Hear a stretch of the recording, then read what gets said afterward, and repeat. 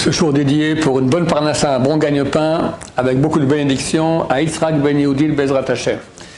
La parachat de notre semaine, parachat Teruma, c'est la construction du temple et les ustensiles du temple. C'est en fait le point ultime. Depuis le début de ce livre de Shemot, on parle de la sortie d'Égypte, du don de la Torah, mais le but c'était quoi? Sous le Mikdash, vous me ferez un sanctuaire, Veshachanti betocham, et je demeurai parmi vous. Le Cheikh HaKadosh, il dit, Shachanti betocham, c'est pas parmi vous. On peut comprendre, dans vous. Les deux sont vrais. Dieu, il aura son sanctuaire parmi nous, dans le campement d'Israël, mais en fait, il aura aussi son sanctuaire dans chacun de nous à l'intérieur. Et dans ce sanctuaire, il y avait des ustensiles. Dans le sein, il y avait 3 ustensiles. Il y avait l'autel des parfums, on va dire, de l'encens. Il y avait la table des pains. Et il y avait la menorah. Dans le sein des saints, il y avait ce qu'on appelle le tabernacle, une sorte de boîte, dans laquelle il y avait les tables de la loi. La Torah va donner les mesures. C'est très intéressant de voir que on va parler un peu maintenant des ustensiles, après je vous raconterai deux très belles histoires à la fin du cours. Ça va avoir un rapport avec cela, bien sûr. À propos de tous les ustensiles, c'est marqué Vasita, tu feras. En ce qui concerne le tabernacle, Veasu, vous ferez. Pour nous dire qu'en fait, le tabernacle, il y a donc dedans les tables de la loi, c'est la Torah. La Torah, ça concerne tout le monde. Rabban Gamiel, dans la Maxime des Pères, il dit il y a 3 couronnes. La couronne de la Kehuna, être Kohen Gadol, un grand prêtre. La couronne de la royauté, être le roi d'Israël. Et la couronne de la Torah. Et il rajoute il y a une couronne qui est au-dessus, comme Al-Gabehen, au-dessus des 3. Keter Shem Tov, la couronne du bon nom. Tu as un bon nom, tu as une bonne réputation. La couronne du roi, c'est pour le roi, ça ne concerne pas d'être roi d'Israël. La couronne pour être le grand prêtre, non plus, il y en a un. Mais la Torah, ça concerne tout le monde. Et à propos des ustensiles, dans tous les ustensiles, donc il faut comprendre que la table des pains, ça correspond à la couronne de la royauté. C'est la parnassa, celui qui gère tout l'argent du royaume. Le misbeach, l'autel, ça correspond à la couronne de la prêtrise. Mais la couronne de la Torah, ça correspond au tabernacle. Et là, c'est écrit, Vasu, vous ferez un tabernacle. Dans tous les autres ustensiles, c'est marqué fait, au singulier, parce que ça concerne un singulier. Là, ça concerne tout Am Israël. Dans cette Mishnah que j'ai citée maintenant de Maxime des Pères, il y a une chose qui a l'air anormale. Rabban Gamiel dit il y a 3 couronnes. Et une 4e au-dessus d'elle. Il ne dit pas une 4e, il y en a une qu'au-dessus des autres, celle du bon nom. Alors il y en a 4, pourquoi tu me dis qu'il y en a 3? En fait, c'est faux, il y en a vraiment 3. Mais quand il dit elles sont au-dessus, c'est pas elle est plus haute, celle du bon nom, de Shem Tov. Elle est posée sur la couronne de chacune de ces 3 couronnes, et là aussi, en même temps aussi la couronne du bon nom. Et sans ça, il n'y a rien. Celui qui a un bon nom, sans Torah, il n'a rien. Celui qui a une Torah, son bon nom, Atum Chacham, il connaît beaucoup, un grand érudit, mais il se comporte comme un animal, d'accord? Et il n'a pas la couronne de la Torah non plus. Ce qu'on dit, c'est Agabehen, c'est pas que c'est au-dessus, plus haut, c'est au-dessus, c'est posé sur eux. Donc chacun de nous qui voulons, chacun sa partie personnelle de Torah, donc on doit aller étudier la Torah et grandir en Torah et grandir aussi en bonnes actions pour avoir sur nous la couronne du bon nom. Et maintenant, 2 belles histoires qui vont évoquer à quel point les sages d'Israël sont grands grâce à leur étude de Torah. Il y avait, c'était il y a 400 ans environ, à Cracovie, un grand rabbin qui s'appelle le Rav Sirkash. Il a fait un livre qui est très connu qui s'appelle le Bar. Bar, c'est l'initiale de Beit Hadash. C'est un commentaire sur le Tour. Le Tour, c'est un livre écrit environ en 1400 qui reprend toute la halakha. Le Shulchan Aruch a été écrit sur les bases de ce livre-là. L'auteur du Shulchan Aruch, Rabbi Yosef Karo, a fait un commentaire sur le Tour qui s'appelle le Bet Yosef. Et l'autre côté, dans la même page, d'accord, l'autre côté de la page, il y a le commentaire du Bar, du Beit Hadash. Et lui, c'est le rabbin de Cracovie. Et un jour, il est dans la rue comme ça. Du coup, il voit deux personnes lumineuses, mais passer très vite, comme ça, devant lui, comme ça. Et qu'est-ce qui se passe? Et juste après, il voit trois personnes les poursuivre comme ça. Et il crie, arrêtez-vous! Il ne s'arrête pas. Il poursuit, arrêtez. Je suis le rabbin de la ville, je vous ordonne de vous arrêter. Bon, ils sont arrêtés. Et qui vous êtes? Et c'est qui les deux personnes qui étaient devant vous?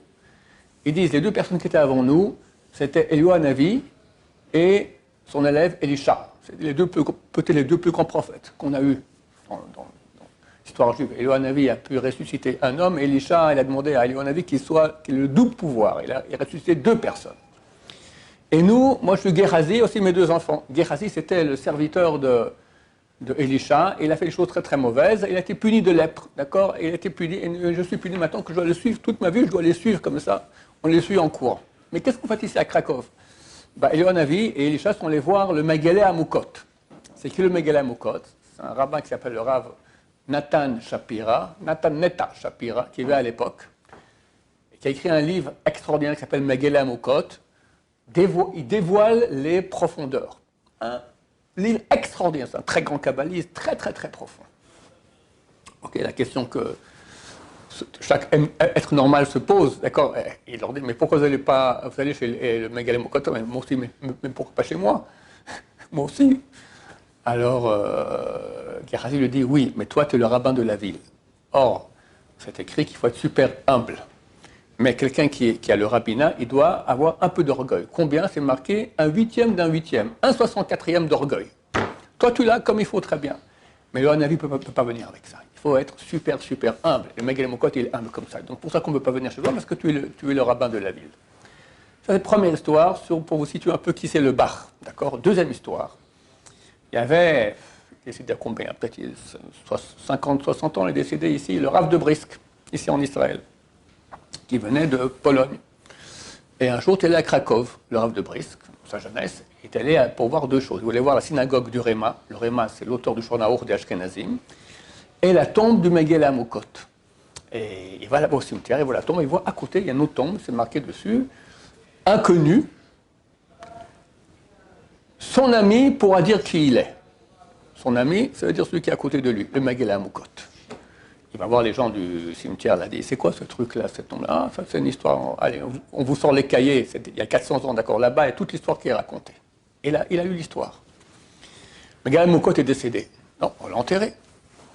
Le lendemain, il y a un type qui vient voir le responsable là-bas des tombes au cimetière, dit, je veux acheter une tombe, la tombe qui est à côté du Megillah Amukot. Eh, mon cher ami, ça, c'est pas à vendre, hein. C'est pour les grandes sadikim, hein. C'est pas à vendre. Et le type revient tous les jours. Tous les jours. Il fait pression. Enfin, le type l'a dit, il s'est dit comme ça, bon, je vais lui proposer un prix exorbitant, comme ça, on finit. Il ne pourra pas payer, l'histoire est terminée. Le lendemain, il vient, il dit, ok, tu peux l'avoir, 500 roubles. Il dit, c'est bon. Le lendemain, il vient, il donne 500 roubles, c'est une fortune. Ah, il était super embêté. Dire non, il ne peut pas, parce qu'il lui a dit 500 roubles. Dire oui, comment je peux dire oui? Et ce type-là, je ne connais pas, peut-être, qu'est-ce que j'en sais? Bon, c'est un brigand. À côté du Megillah Amukot, on n'a pas le droit d'enterrer un tzaddik avec quelqu'un qui n'est pas un tzaddik. C'est interdit. Qu'est-ce que je fais? Bon, je vais prendre l'argent. On a besoin ici pour le Chava Kadisha. Ce sont moi, dans quelques temps je finis, et puis je vais mourir, lui encore jeune, dans 50 ans, ça, le problème, ils régleront le problème eux-mêmes, le Chevra Kadisha, dans 50 ans, et il prend l'argent. Le lendemain, le type, celui qui a acheté la tombe, il est décédé. Bah, il faut l'enterrer. Le directeur n'a pas osé dire à tous ses amis, etc., qu'il avait vendu la tombe à côté du Megillah Amukot, et ils l'ont enterré autre part. La même nuit, l'Avreich, le type qui avait acheté la tombe, vient en rêve et lui dit, tu m'as roulé. Tu m'as roulé, je t'ai payé 500 roubles, Et d'ailleurs, il a fait un contrat, d'accord, voilà, tu m'as roulé. Bon, le type, il se réveille, il dit, bon, allez, c'est des rêves, laisse tomber. Le lendemain, de nouveau, il vient en rêve. Troisième fois, l'avraire lui dit, écoute, je t'invite ici au Olam Haba pour se faire juger au tribunal céleste. Tu vas mourir en 2 mots pour venir te faire juger. Alors là, il a eu super peur. Tu vas voir le bar. Le bar, qui est le rabbin, comme on l'a vu auparavant, le rabbin de Krakow. Il raconte toute l'histoire. Le bar a dit, ok, alors la prochaine fois quand il vient en rêve, tu lui dis, la loi elle stipule que lorsqu'on a un différend avec quelqu'un, on veut se faire juger, c'est le type qui est accusé, c'est lui qui décide où on se fait juger. Toi, tu es l'accusé, il veut tenter un procès, tu veux être jugé chez le bar, le rabbin de la ville, et pas dans Olam Haba. Comme ça, tu ne vas pas mourir, tu resteras ici. Ok, il dit comme ça au type qui vient en rêve, et ils ont fixé un moment, il y avait un public qui est venu aussi, c'était au courant de cela, ils ont mis un paravent, vers le paravent, on entend la voix de l'accusateur, de Olam Haba qui vient, et qui dit, j'ai acheté pour 500 roubles la tombe à côté du Megillah Moukot, on m'a enterré autre part. Je demande qu'on me déterre et qu'on me mette à côté du Megillah Moukot. Le type, qu'est-ce que tu as à répondre? Il dit, je ne sais pas, c'est qui ce type-là? Peut-être c'est un soulard, c'est un proxénète, qu'est-ce que j'en sais? Moi, je peux enterrer quelqu'un que je ne connais pas à côté du Megillah Moukot. Pourquoi tu as reçu de l'argent? Je me suis dit comme ça en attendant pour pas... Mais bon, je peux rembourser, d'accord, j'ai aucun problème, je rembourse. Dites-moi la descendance, je rembourse. Bon, jugement, etc. À la fin, le Bach, il tranche comme ça, il dit, écoute, si tu mérites d'être enterré à côté du Megillah Moukot, tu dois être un grand Talmid Chacham, un grand sadique, et tellement de te débrouiller. Va parler au Megillah Moukot là-bas dans Olam Haba pour être tellement te débrouiller, et tu peux changer de place tout seul. Nous, on ne peut pas prendre la responsabilité de faire une chose pareille, parce qu'on ne sait pas qui tu es. Alors débrouille-toi tout seul. Si tu es vraiment grand, tu peux te débrouiller tout seul. Sinon, bah, tu restes où tu es. Le lendemain, la tombe de cet avraire était vide et la tombe à côté du Megillah Moukot était pleine. Alors ils ont mis cette pierre avec, voilà. Un inconnu, qui pourra témoigner qui il est? Le Megillah Moukot. Regardez, chers amis, à quel point l'étude de Torah, comment on devient un grand, comment on fait des miracles, le Megillah Moukot et cet ami du Megillah Moukot, grâce à quoi?